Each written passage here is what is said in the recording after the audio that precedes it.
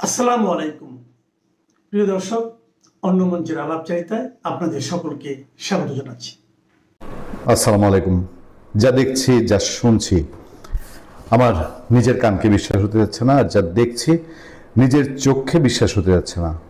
কারণ হলো 12ই ফেব্রুয়ারি নির্বাচন হয়েছে। নির্বাচনের পরে বাংলাদেশে একটি নির্বাচিত সরকার এসছে। সেই নির্বাচিত সরকার বলেছে এই দেশে মবের অস্তিত্ব থাকবে না। নির্বাচিত সরকারের স্বরাষ্ট্রমন্ত্রী একাধিকবার স্পষ্ট অবস্থান নিয়ে বলেছেন মব থাকবে না। আমরা এরপরও যা হচ্ছে, ঢাকা বিশ্ববিদ্যালয়ে যা হয়েছে বা বিচ্ছিন্ন যেগুলো হচ্ছে, আমরা এগুলোকে এখনো বিচ্ছিন্ন মনে করতে চাই। কারণ এর আগে ইউনূস সরকার, সেই ইউনূস সরকার মবকে অন্যায় বলে স্বীকারই করেনি, এবং পরে প্রমাণ হয়েছে, বের হয়ে এসছে বহু তথ্য যে সেই মবের পেছনে ইউনূসের নিজের, তার সেই কুখ্যাত প্রেস সচিব শফিকুল আলম এবং তার বেশ কয়েকজন উপদেষ্টার হাত ছিল। তার উপদেষ্টারা উস্কানি দিয়ে মব সৃষ্টি করেছে। তার উপদেষ্টারা উস্কানি দিয়ে প্ল্যান করে পরিকল্পিতভাবে প্রথম আলো, ডেইলি স্টার মব করে পুড়িয়েছে, জ্বালিয়েছে, সাংবাদিক মেরে দিতে চেয়েছিল। ফলে ওই সরকার না, এখন যে সরকার, তারা বলছে আইন আইনের পথে চলবে, পুলিশ পুলিশের মতো থাকবে। যদিও বিচ্যুতি ঘটেছে, আমরা 7ই মার্চে যা দেখেছি তা স্পষ্টত বিচ্যুতি।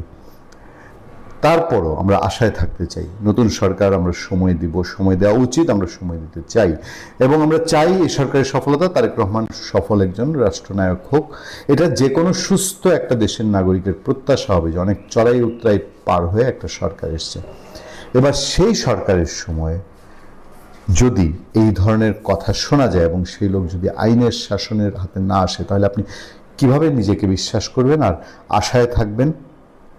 আমি শুরুতেই খুবই বিনয়ের সাথে বলতে চাই, আমাদের ব্যক্তিগত জীবনে, আমাদের যে কোনো সিচুয়েশনে এবং আমাদের ব্লগে, আমাদের সোশ্যাল মিডিয়া অ্যাক্টিভিটিসে আমরা শারীরিক প্রতিবন্ধী যে কোনো মানুষের প্রতি আলাদা সংবেদনশীল, এবং তারা আঘাতপ্রাপ্ত হন চাই না, এবং তাদের প্রতি আমাদের একটা সফট কর্নার কাজ করে। কিন্তু যেই ছেলেটিকে আমি দেখছি, যার ছবি জুলাইয়ে তার চোখ গিয়েছে বলেই আমরা জানি, কিন্তু তার মুখ দিয়ে যে কথা, সেই কথা কি? জুলাইয়ে আমি পুলিশ পিটাইছি, 32 নং ভেঙেছি, নুরুল হুদাকে জুতো মারছি, আমি জসিম স্বৈরাচারের কোলাঙ্গার পাইলে জুতা মারব, সাহস থাকলে আমাকে মব বলে গ্রেফতার করো সুশীলের বাচ্চারা। খান জসিম, ডাকসু নেতা। এটা ভয়েস বাংলা ফটোকার্ডটা করেছে, সূত্র উল্লেখ করেছে বাংলা কারেন্ট। এবার আপনারা বলেন যে এই গণতান্ত্রিক সরকারের সময় একটা লোক যদি এখনো বলে যে আমি স্বৈরাচারের কুলাঙ্গার পিটাবো, তাহলে আবার কি মবের রাজ্যের ইঙ্গিত দেয় তারা? যে আইন কানুন ভাবে আপনি আওয়ামী লীগ ধরবেন না, যে কাউকে। এরা তো মবের রাজ্য বলতে কাকে পিটিয়েছে? বাংলাদেশে বহু সাধারণ মানুষকে, বহু একেবারে নিরপরাধ মানুষকে এরা পিটিয়েছে, মব করেছে।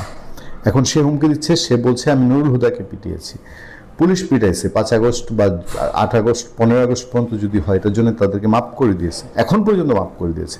32 নম্বর ভাঙা, নুরুল হুদাকে পিটানো, আজকে হোক, 2 দিন পরে কি এগুলোর মামলা হবে না? এগুলো মামলায় এসব এভিডেন্স থাকবে না? 32 নম্বর যার বাড়ি, সে যদি কোনোদিন বাংলাদেশে বা তার পরিবারের কোনো সদস্য, এই লোক যদি বেঁচে থাকে, খান জসিম, সে যদি মামলা করে, বাংলাদেশের আইন কি বলে? আপনি চাইলে একজন মানুষের বাড়ি গিয়ে ভাঙচুর করতে পারেন, তারপরে দম্ভের সাথে বলবেন আমি ভেঙে এসেছি, আর আপনাকে আইন ছেড়ে দিবে। নুরুল হুদা তিনি হয়তো করবেন না, কারণ তার যে বয়স হয়েছে, কিন্তু এসব যদি কখনো আইনের মুখোমুখি হয়, ফেলে দেওয়া যাবে। কেন যেন মনে হয় জামাতকে আমরা চিনি, কিন্তু বিএনপির ব্যাপারে আমাদের একটু সন্দেহ আছে। আমার মতে বিএনপিকে তার অবস্থান আরো পরিষ্কার করা উচিত।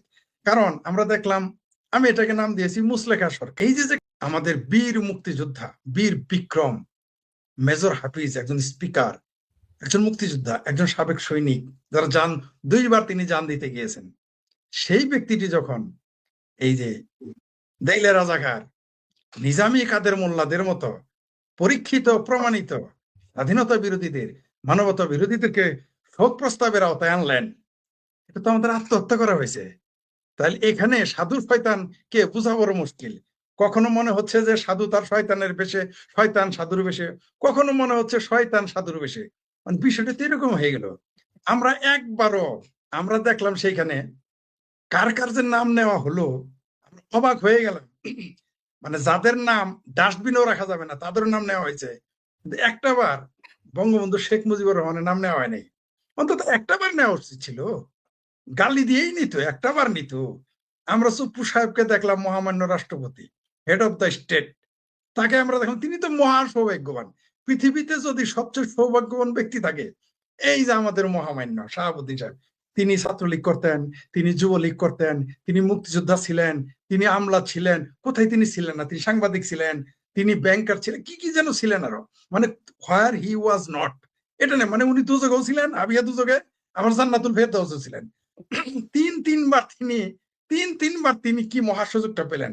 আমি ভেবেছিলাম কি জানেন আপা, আমি টেনশনে ছিলাম যে লোকজন বলে কেন বঙ্গবন্ধুর নাম নিল না, আমি সেটা টেনশন করি নাই।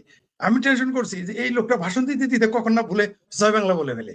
উনি বলেন নাই, উনি এতবার রিহার্সেল করেছেন, যে কপি স্ক্রিপ্টটা এতবার রিহার্সেল করেছেন, আমার মনে হয় তিনি তাহাজ্জুদ নামাজ পড়ে বলছে, আল্লাহ আমার মুখ থেকে যেন একবার জয় বাংলা জয় বঙ্গবন্ধু না আসে। আমার কাছে কিন্তু সবচেয়ে বড় শয়তানটা মহামান্য রাষ্ট্রপতি সুপ্পু সাহেবকে মনে হয়েছে। এই উনার দুই পকেটে দুইজন সাধু ও শয়তান ছিল, কে সাধু শয়তান তা আমি বলতে, কে যে সাধু কে যে শয়তান বোঝা বড় মুশকিল। আসাদ ভাই একটা কথা বলেছেন, ইশারা দিয়েছেন আমাদের, তিনি যেহেতু একটি রাজনৈতিক দল করেন, তার সীমাবদ্ধতা থাকে, এটা আমরা জানি, স্বাভাবিক। আমরা সমালোচক আলোচক, আমরা স্বাধীন, আমরা, আপনি এখানে আছেন, আপনাকে নিয়েও সমালোচনা করতে পারি, কোনো সমস্যা নেই, ভাইকে নিয়েও বলতে পারি, আমরা যে কোনো দলের বিরুদ্ধে কথা বলতে পারি, সমালোচনা করতে পারি, সেটা ভুল হোক আর শুদ্ধ হোক। এখানে সীমাবদ্ধতা থাকে অনেক কিছু। ইশারাতে তিনি কিন্তু বলেছেন যে কোন কোন দলে গুপ্ত থাকতে পারে, কারো কোনো কোনো এজেন্ডা থাকতে পারে। এটা আমাদের শুরুতেই সন্দেহ হয়েছিল, কারণ বিএনপি এরকম একটা সাপোর্ট, আত্মঘাতী, একেবারে সুইসাইডাল ডিসিশন, এটা আমি মনে করি বিএনপির জন্য। এর দায় কিন্তু বিএনপির কাঁধে চলে গেছে। মানে বিষয়টা এরকম হচ্ছে সেই গল্পের মতো, যে ওই পাঠা আর বানর একসাথে যাচ্ছিল এক নৌকায়, সুরঞ্জিত সেনগুপ্ত এটা অনেকবার বলতেন, বাস বিএনপির নেতারাও বলতেন, আমি শাখা চৌধুরীর মুখে এগুলো শুনেছি, সব দলের সিনিয়র নেতাদের মুখে শুনেছি। তো পাঠার অন্য শব্দের উচ্চারণ করলাম, ওই শব্দ উচ্চারণ করলে ইউটিউবে করে দেয়, কমিয়ে দেয়, ওই জন্য পাঠা অন্য জায়গায় আনলাম শব্দটা। তো ওই পাঠার বানর যাচ্ছিল, সাথে দইয়ের ঘটি ছিল। তো যাওয়ার সময় দই খাওয়ার পরে বানর কিন্তু ওই পাঠার গালে, পাঠার দাড়িতে দই গুলো লাগাই দেয়। বানর তো চলে যায়, তো পাবলিক মনে করে যে এই যে পাঠাই তো দইটা খাইছে, পাঠাকে তখন মোটামুটি কসাই বাড়ি যাওয়া হয়ে যায়। তো বিএনপির দশাটা তাই হয়ে গেছে। কোনো সন্দেহ নাই, বাংলাদেশে জামাতকে, আমি যদি এটাকে মৌলবাদী শক্তি এবং স্বাধীনতা বিরোধী শক্তি বলি, শুধু বিএনপি না, সকল দল দায়ী, ইনক্লুডিং বামপন্থী। কারণ এই মানে সকল দল, আবার বলি কোট অ্যান্ড কোট, সকল দল কম বেশি দায়ী। বিএনপি সেখানে বেশি দায়ী করবেন, কোনো সন্দেহ নেই বিএনপি বেশি দায়ী। সকল দলই প্রকাশ্যে গোপনে এই মৌলবাদী গোষ্ঠীকে পৃষ্ঠপোষকতা দিয়েছে। সর্বশেষ সিংকুবাম, যাকে আমি আদর করে লুঙ্গিবাম বলি, ফ্রডমাজার বলি, যিনি এক সময় আমার গুরু ছিলেন, দেখেন না, তার মতো চুল, তার মতো এই চুল বড় আমি কার কাছে শিখেছি? ওই যে চিঙ্কুবাম আমার সাবেক গুরু, ফ্রডমাজারের কাছ থেকে আমি চুল বড় করা শিখেছি। আমি আগে বড় চুল রাখতাম না। সেই চিঙ্কুবাম ফ্রডমাজার বলেছিলেন জামাতের সমালোচনা করা ফ্যাসিজম। এখন আপনি বলেন, আমি মনে করি এই বক্তব্যটা তারেক রহমানও যদি দিত, অত ক্ষতি হইতো না যেটা ফ্রডমাজার দেওয়ার কারণে হয়েছে। যিনি আমাদের ফরিদা, কেউ কেউ তাকে খরিদা বলে, মানে তিনি বিক্রি হয়ে গেছিলেন এই ইউনূস সরকারের কাছে। খরিদ আক্তারের তিনি হাজবেন্ড, এবং তার বয়ফ্রেন্ডও ছিলেন, 10 বছর লিভ টুগেদার করতেন, ঠিক আছে? তো সেই ব্যক্তি বলতেছে জামাতের সমালোচনা করা ফ্যাসিজম। তাহলে এটাকে আপনি কিভাবে দেখবেন? কাউকে, মানে কম্বলে যদি লোম বাসি যে জামাতকে কে সহযোগিতা করেছে কে করেন, এই ব্যাপারে আমার যথেষ্ট গবেষণা আছে। একদিন আমাকে ডাইকেন, তাহলে আমি স্বাধীনভাবে বলতে পারবো। অনেক সময় অনেক কিছু মুখের উপরে বলা যায় না। বিএনপি তো অবশ্যই পৃষ্ঠপোষকতা করছে, এতে তো কোনো সন্দেহ নাই, কিন্তু শুধু তো এখানে বিএনপি কে দায় দিলে চলবে না। আবার কেউ যদি বলে যে বিএনপি আওয়ামী লীগ 17 বছর তো পৃষ্ঠপোষকতা দিয়েছে মৌলবাদীদের, তাহলে বলবো আপনারা তাহলে আর 17 বছর বাদ দিয়ে কি করেছেন? এই ব্যাপারে সবাইকে দায়ভার নিতে হবে, ইনক্লুডিং বাংলাদেশের সাংবাদিক, বুদ্ধিজীবী, লেখক, সবাইকে দায় নিতে হবে। জামাত একদিনে পয়দা হয় নাই, জামাত ধীরে ধীরে আসে নাই, একটা এজেন্ডা নিয়ে এসেছিল। প্রত্যেকেই তাকে, কেউ কুলে নিয়েছে, কেউ আঁচলের নিচে নিয়েছে, কেউ বুক পকেটের জোনাকি পোকা, ওই যে আমার আরেক গুরু ডক্টর হুমায়ুন আজাদের কবিতা, বুক পকেটের জোনাকি পোকার মতো রেখে দিয়েছিল জামাতকে, সবাই ব্যবহার করেছে। এই ব্যবহার করার কারণে আপনি দেখেন আজকে বিএনপি কে অজগরের মতো তারা গিলে খাচ্ছে। বিএনপি কিন্তু একটা ভুক্তভোগী হবে, বিএনপি কিন্তু হচ্ছে।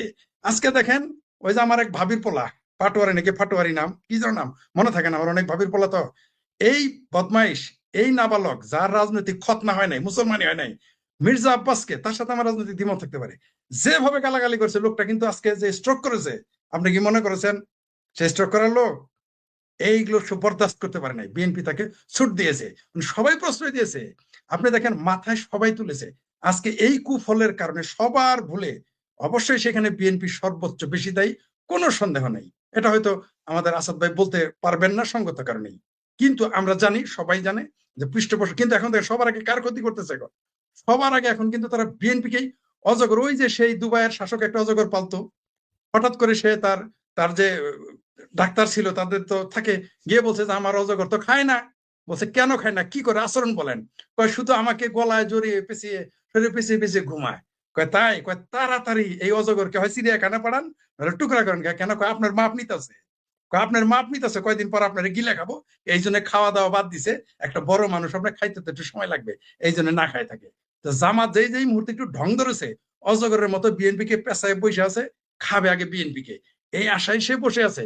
তারেক রহমান যদি মনে করে, বা বিএনপি যদি মনে করে, বা বিএনপির নেতৃত্ব স্থানীয়রা যদি মনে করে, আর বামদের কথা বাদ দেন, 2024-এর 5ই আগস্ট যে দলটি মারা গেছে, যার অস্তিত্ব বিলীন হয়ে যাবে, জাদুঘরে যাবে, সেটা হচ্ছে বাম রাজনীতি। বাংলাদেশের বাম রাজনীতির সবচেয়ে বেশি ক্ষতি হয়েছে 2024-এর 5ই আগস্ট। এটা বামেরা জানেই না, এটা বুঝবে কবে জানেন? 20 বছর পরে বলবো আমাদের ভুল হয়েছিল। কারণ বামপন্থীদের একটু ভালো লোক, ভদ্রলোক, এরা 25, 30, 35 বছর পর স্বীকার করে আমার ভুল হয়ে গেছিল। এদিকে তারা ভালো আছে, এদিকে তারা ভদ্র, আমি তা মেনে নিবো আমি, কারণ এদের ইতিহাসটাই বলে।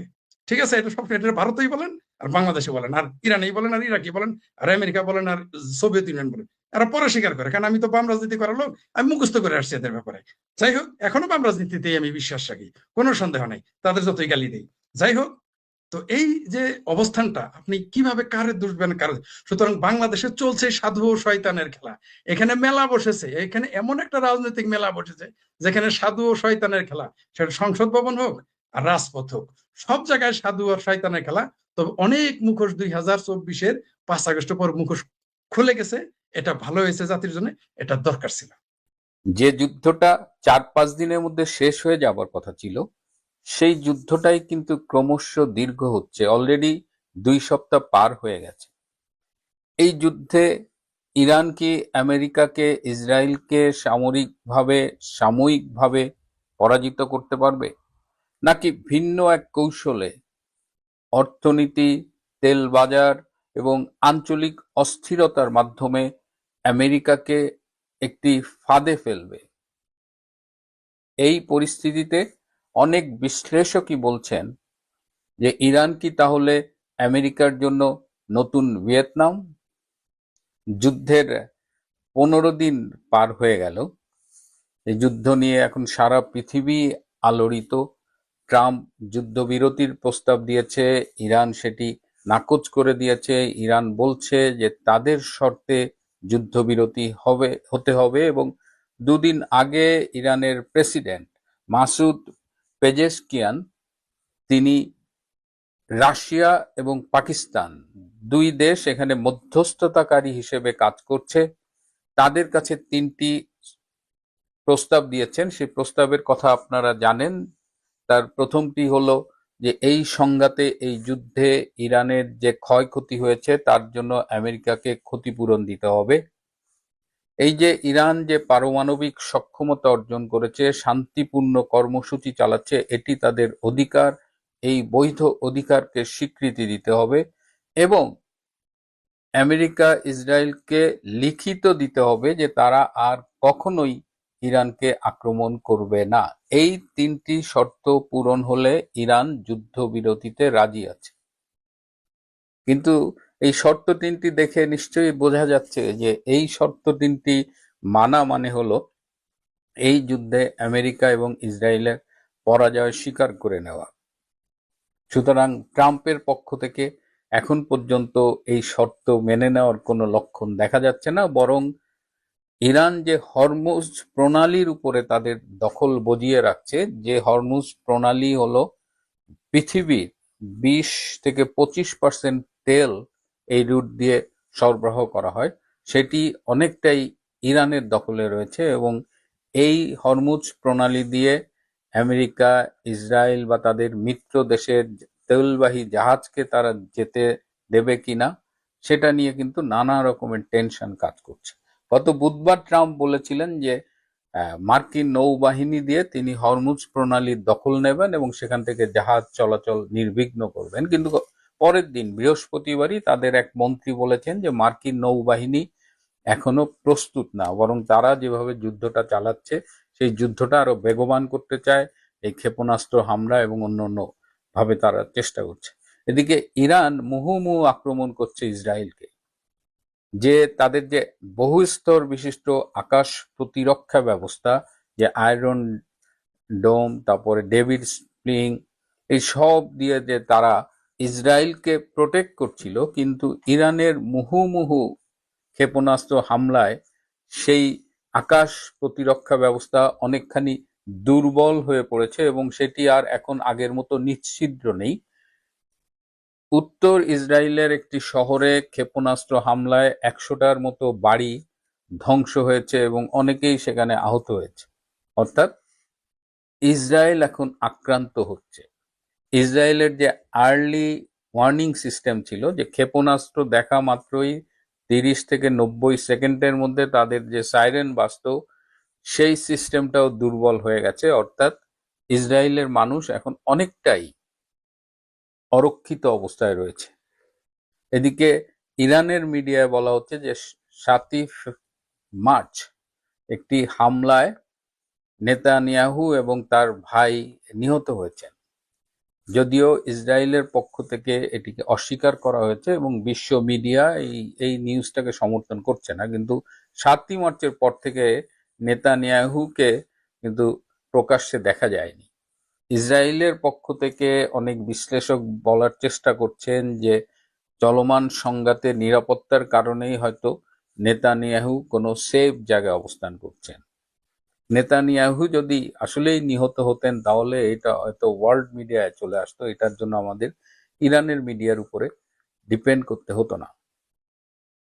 এদিকে আমেরিকার যে ক্ষেপণাস্ত্র ইরানের উপরে ছুটছে, আমেরিকার কিন্তু এই সাপ্লাই আস্তে আস্তে কমে আসছে, কারণ এরা বছরে যে পরিমাণ ক্ষেপণাস্ত্র তৈরি করে সেই তুলনায় কিন্তু ইরানের যা ব্যবহৃত হয়ে গেছে, এবং যুদ্ধ যদি দীর্ঘায়িত হয় তাহলে তাদের ক্ষেপণাস্ত্র সাপ্লাই কিন্তু শর্ট পড়ে যেতে পারে। ইনিশিয়ালি আমেরিকা মনে করেছিল যে তাদের যুদ্ধের বাজেট হবে $5 বিলিয়ন, সেরকম একটা অ্যাপ্রুভাল ছিল, কিন্তু $5 বিলিয়ন তো বহুত আগে গেছে গা। এখন প্রতিদিন $150 কোটি, মানে $1.5 বিলিয়ন এই যুদ্ধের জন্য আমেরিকার খরচ হচ্ছে।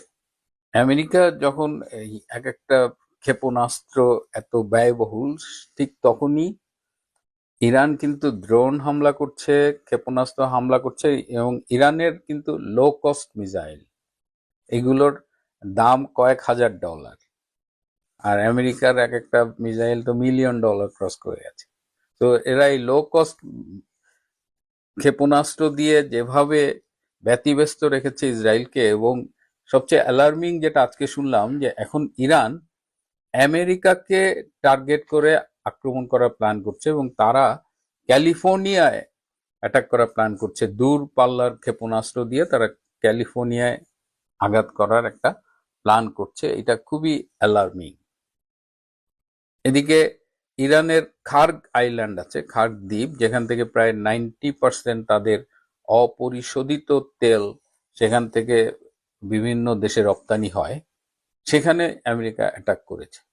এবং এই যুদ্ধের মধ্যেও ইরান থেকে কিন্তু প্রতিদিন প্রায় 15 লক্ষ ব্যারেল তেল কিন্তু বিভিন্ন দেশে রপ্তানি হচ্ছে। তো এখন যে প্রশ্নটা আমি শুরু করেছিলাম, যে এখন কি এই অবস্থায় ইরান কি আমেরিকার জন্য নতুন ভিয়েতনাম হতে যাচ্ছে কিনা? ভিয়েতনামে কিন্তু প্রচুর আমেরিকান সোলজার ছিল, কিন্তু ইরানে এখনো আমেরিকান সোলজাররা যায়নি।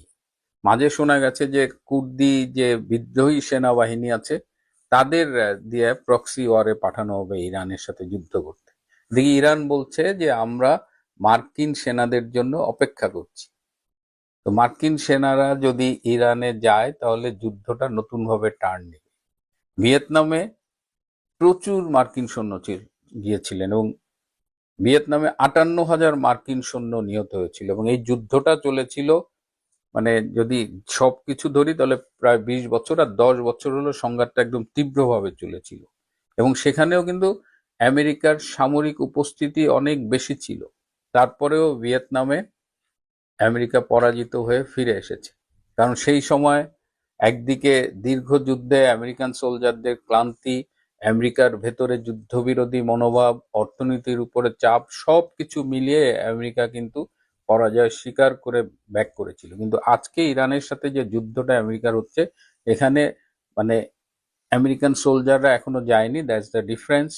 ইতিহাস কখনো হুবহু পুনরাবৃত্ত হয় না, কিন্তু ছায়া বারবার ফিরে আসে। তো হয়তো ভিয়েতনামের মতো হুবহু কিছু হবে না, কিন্তু আমরা একটা অশনি সংকেত দেখতে পাচ্ছি।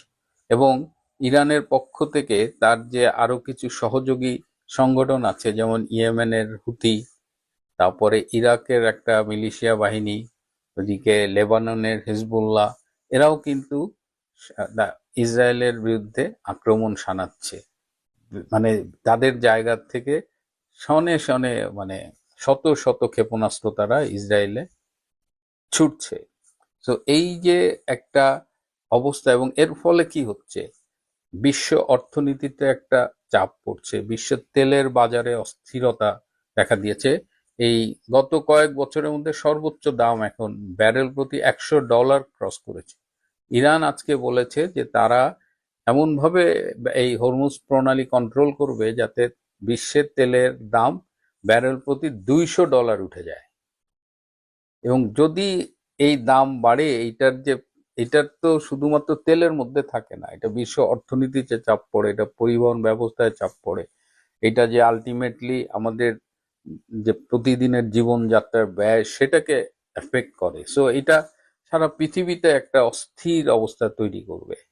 এবং হয়তো এটা ভিয়েতনামের মতো না হলেও এইটার মধ্য দিয়ে দেখা গেল যে ভবিষ্যতের বিশ্ব রাজনীতির গতিপথ বদলে যেতে পারে।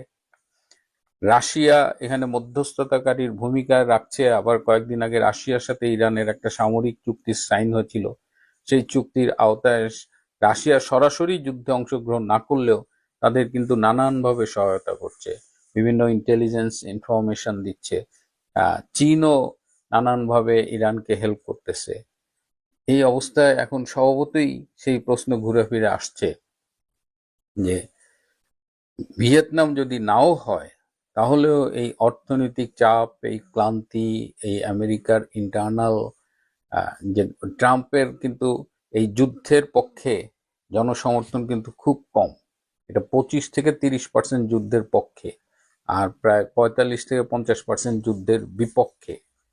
আর তিনি তো ওই শুরুতেই তার গোয়েন্দা সংস্থার রিপোর্টকে ইগনোর করে তিনি ইসরায়েলের সাথে মিলে ইরান অ্যাটাকে গিয়েছিলেন। তো এখন সেই প্রশ্ন উঠছে। তো সব মিলিয়ে ইরান, আমি সবসময় বলেছি যে কোনো কিছু হারাবার নেই অবস্থান থেকে তারা লড়ছে। তারা তাদের সব যা কিছু হারিয়েছে সব বদলা নিতে চায়, এবং তারা যে 3 দফা দাবি দিয়েছে, যেটা ট্রাম্পের পক্ষে মেনে নেওয়া আসলেই কঠিন। তো এখন দেখা যাক যে এই যুদ্ধের পরিণতি কি হয়। ইরান, তাদের কাছে এই মুহূর্তে যে রসদ আছে, তারা অনায়াসে 6 মাস যুদ্ধ চালিয়ে যেতে পারবে, এবং তারা তাদের লো কস্ট এই ক্ষেপণাস্ত্র তারা নিজেরাই উৎপাদন করতে পারছে। সো ইরানকে যুদ্ধ করে সহজে বশ মানা যাবে না, এবং এই যুদ্ধে হয়তো সরাসরি জয় পরাজয়ের চাইতেও বেশি গুরুত্বপূর্ণ হলো যে এর সাইড ইফেক্টস গুলা, এই যে দ্রব্যমূল্যের দাম, তেলের বাজারের অর্থনীতি, আঞ্চলিক রাজনীতিতে অস্থিতিশীলতা, এই সব মিলিয়ে কেউ ইরান, আমেরিকা, ইসরায়েলের সংঘাতে ভালো নেই, আর ভুগছে সারা পৃথিবী। একটা খবর দেখলাম দর্শক, খবরটা দেখে খারাপই লাগলো। নিজের সংসদ অধিবেশনের অতিথির সারিতে ছিলাম, বারবার খুঁজতেছিলাম সিনিয়র নেতাদেরকে বা পরিচিত মুখগুলোকে। মির্জা আব্বাসকে খুঁজে পাইনি। তখনও জানি না যে মির্জা আব্বাস ইতিমধ্যে অসুস্থ হয়ে হাসপাতালে। পরে বাসায় ফিরে টেলিভিশন স্ক্রলের নিউজ দেখলাম, অনলাইন পত্রিকা দেখলাম যে তিনি গুরুতর অসুস্থ। তারপরে দেখছি যে মির্জা আব্বাসকে উন্নত চিকিৎসার জন্য সিঙ্গাপুরে নেওয়া হয়, দোয়া করছে। আরও দেখলাম তার প্রতিদ্বন্দ্বী সেই নাসিরুদ্দিন পাটোয়ারি তার সুস্থতা কামনা করে স্ট্যাটাস দিয়েছে।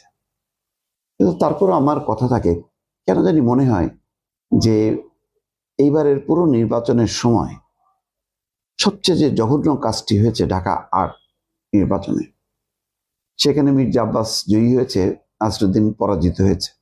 এখানে মির্জা আব্বাস পরাজিত হতে পারত, নাসিরুদ্দিন জয়ী হতে পারত, কিন্তু যে কালচারটা এটা স্থাপিত হলো, এটা রাজনীতির কে সাংঘাতিক রকম ভাবে দূষিত করে ফেললো। রাজনীতির একটা শিষ্টাচার সেটা একেবারে ধূলিসাৎ হয়েছে। শুধু আমি নাসিরুদ্দিন পাটোয়ারির ক্ষেত্রে বলবো না, মির্জা আব্বাস সেভাবে কখনো জবাব দেননি, মাঝে মধ্যে হালকাভাবে করার চেষ্টা করছে, কিন্তু নাসিরুদ্দিন পাটোয়ারি থামেনি, একটা দিনের জন্য থামেনি, এমনকি নির্বাচনের পরেও থামেনি। আজকে তার সুস্থতা কামনা করে স্ট্যাটাস দিচ্ছে। আমি যদি বলি যে আজকে মির্জা আব্বাসের এই যে শারীরিক অবস্থার এই পরিণতি, এটার জন্য কোনো না কোনোভাবে নাসিরুদ্দিন পাটোয়ারি দায়ী, এটা কি ভুল বলা হবে? এইভাবে একটা মানুষকে সোশ্যাল মিডিয়াতে যেইভাবে মানে তাকে ভিলেন বানানো হয়েছে, যেভাবে একটা খারাপ মানুষ হিসেবে চিহ্নিত করা হয়েছে, ঘৃণিত মানুষ হিসেবে উপস্থাপন করা হয়েছে, এটা নজিরবিহীন। এবং এনসিপির পক্ষ থেকে কোনো প্রতিবাদ নেই। উচিত হয়নি যে রাজনীতিতে একটা সহনশীলতা, একটা সৌন্দর্য রক্ষা করার জন্য যে না এটা করা উচিত না, এগুলি খুবই নিম্ন লেভেলের, যে হিরো আলম লেভেলের একটা আছে না, সেই লেভেলের যেই চর্চা আমরা সোশ্যাল মিডিয়াতে দেখি, সেটা একটা তরুণ নেতা, যে তরুণ নেতারা 2 বছর আগে বাংলাদেশে একটা গণ অভ্যুত্থান সংগঠিত করে, তাদের মুখ থেকে উচ্চারিত হলো ধারাবাহিকভাবে, এবং তার আবার মানে সমর্থক আছে, ফলোয়ারও আছে কম না। তখন আমার মনে হলো যে দেখুন, সিনেমা হলে যখন নাকি অশ্লীল চলচ্চিত্র চলে, সেগুলির দর্শক অনেক বেশি, সেগুলি হাততালি পাওয়া যায় বেশি, কিন্তু ভালো চলচ্চিত্রের দর্শক নেই। আমার কাছে মনে হলো রাজনীতিতে যে নোংরামি করবে, যে ভালগারিজম করবে, তার পক্ষে বোধহয় একটা জোয়ার চলে আসবে। অনেকটা সেই ঘটনাই ঘটলো। খুবই দুঃখজনক। দোয়া করি মির্জা আব্বাস সুস্থ হোক, কিন্তু যেই চর্চাটা নাসিরুদ্দিন পাটোয়ারি করলেন একেবারে প্রায় বলা যায় 1 মাস ধরে, সেটা বন্ধ হবে কিনা জানি না, কারণ কোনো বোধোদয় নাই। তারা বরং এনজয় করেছে। এমনকি হাসনাত আব্দুল্লাহ তার ছোট বাচ্চাকে দিয়ে বলাচ্ছে এবং সেটা আপ করছে, যদিও পরে সে দুঃখ প্রকাশ করছে, কিন্তু ওই রুচিটা তো হয়েছে, বাচ্চাকে দিয়ে তো বলাইছে। তাহলে বোঝেন, এই যে জেনারেশন নিয়ে আমরা খুব গর্ব করি, যারা একটা পোস্ট দিলে মানে লক্ষ লক্ষ মানে তাদের ভিউ হচ্ছে, লাইক দিচ্ছে, কোন উন্মত্ততার মধ্যে আমরা পড়ছি, যেখানে কোনো সুস্থতা নেই, যেখানে কেউ বলার নেই যে না কাজটা ঠিক হচ্ছে না, এটা ঠিক না। অন্যায়কে অবশ্যই প্রতিবাদ করতে হবে, অন্যায়ের বিরুদ্ধে, কিন্তু তার একটা শালীনতা আছে, তার একটা সৌন্দর্য আছে। এইভাবে আরেকটা দেখলাম নাসিরুদ্দিন পাটোয়ারির চুপ্পুর 2 গালে জুতা মারো তালে তালে। আরে বাপরে বাপ, বাঘের বাচ্চা নাসিরুদ্দিন পাটোয়ারি, কি প্রশংসা দেখলাম আমি কমেন্ট বক্সে। অল্প কয়েকটা দেখে আমি আর বাকিটা দেখি নাই, দেখলাম যে ভরপুর। তারপর হাসনাত আব্দুল্লাহ, গেট আউট চুপ্পু, মুহূর্তের মধ্যে লক্ষ লক্ষ তাদের মানে সমর্থক ফলোয়াররা লাইক দিচ্ছে, কমেন্টস দিচ্ছে, হিরো। এইভাবে যদি রাজনীতি চলতে থাকে, এই রাজনীতি কোথায় যে ঠেকবে আমি জানি না। ওই কাকের মাংস যেমন কাক খায় না, ঠিক আমাদের এখানে অবস্থা হবে যে কাকের মাংস কাক খাবে, এই অবস্থার দিকে যাচ্ছে। আজকে তারা যাদেরকে ভিকটিম করতেছে দুদিন পর তারাই ভিকটিম হবে। সময় এবং নদীর স্রোত কখনো থেমে দেয় না, যে গড়াইতে থাকে। সুতরাং এটা মাথায় নিয়ে চলা উচিত।